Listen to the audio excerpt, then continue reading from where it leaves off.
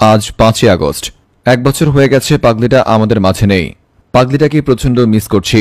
গত বছর এই দিনে পাগলিটা পরিবারের সাথে অভিমান করে তার ভালোবাসার মানুষের হাত ধরে হেলিকপ্টারে করে পালিয়ে যায়, কিন্তু আজও তার অভিমান ভাঙেনি এবং পরিবারের মাঝেও ফিরে আসেনি। এদিকে কবে পাগলিটার অভিমান ভাঙবে এবং কবে পাগলিটা পরিবারের মাঝে ফিরে আসবে এ ব্যাপারে এখন পর্যন্ত কেউ কোনো হদিস জানে না।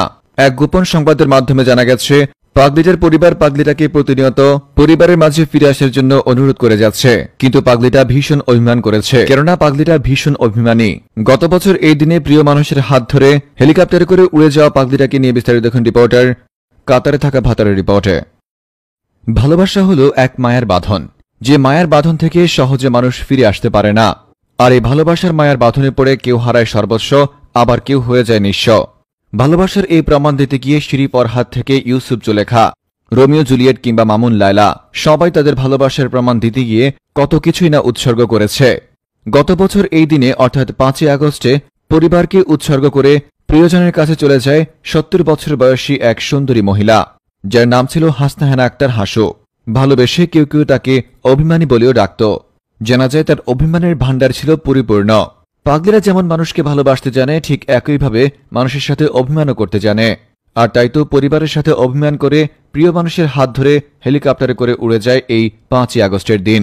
যদিও সেই অভিমানী পাগলিটাকে তার পরিবারের মানুষ এখনও মিস করছে। শুধু পরিবার কেন, পুরো দেশের মানুষও এখনও তাকে মিস করছে। প্রিয় মানুষের হাত ধরে চলে যাওয়া সেই পাগলিটা এখন কেমন আছে, কি অবস্থায় আছে, তার হদিস এখন পর্যন্ত কেউ দিতে পারেনি। যদিও এখন পর্যন্ত বহুবার তার পরিবার তাকে ফিরিয়ে আনার জন্য কিংবা ফিরে আসার জন্য বারবার অনুরোধ করছে, কিন্তু অভিমানী সেই পাগলি এখন পর্যন্ত তার অভিমান ভাঙতে পারেনি এবং পরিবারের মাঝে ফিরে আসারও ইচ্ছে প্রকাশ করেনি। আজ পাগলিটার চলে যাওয়ার ১ বছর পূর্ণ হল।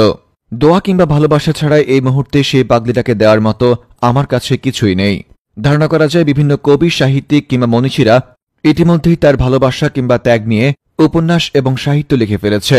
বলা যায় আমাদের পাগলিটার এই প্রেম শিরি পরহাত, লাইলি মজনু কিংবা রোমিও জুলিয়েটের মতো ইতিহাস হয়ে থাকবে। রিপোর্টার কাতারে থাকা ভাতার ফ্রম নিউজ ভাইয়া।